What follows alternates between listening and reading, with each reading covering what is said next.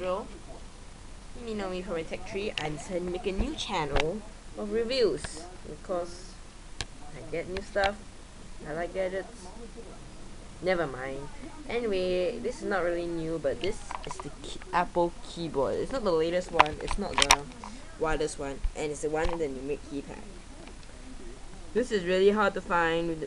The one in the numeric keypad is sometimes really hard to find, and I finally got it because our old keyboard is.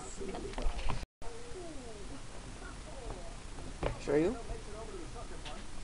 Keyboard, keypad, icon, stickers, Apple logo. Oh.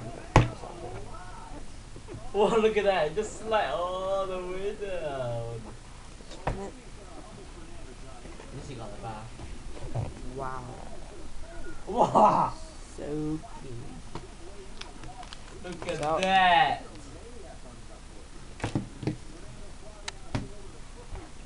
USB.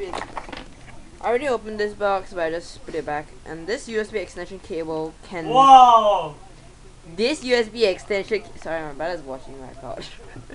This USB extension cable cannot be used with normal USB.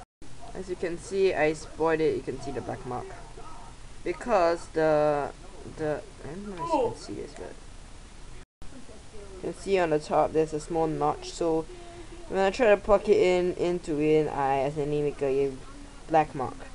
Anyway, so this still can be used with this because it's meant to be, and it should work with some Apple products that have this strange marking.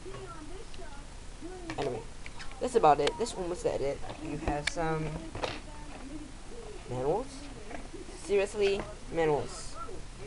Yeah, you have manuals inside for some reason. And that's really it. It really is bare bones, but this keyboard, I had the old one. It's really good. I love it a lot. But you must remember to clean it. If not, later it will be turned yellow. That's the problem I find with almost all Apple keyboards is that they're white.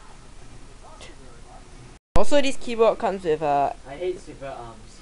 Also, this keyboard comes with USB ports on the side, which is a great plus from the wireless keyboard because it doesn't have it. And I tell you, this thing here is really useful. I like it a lot.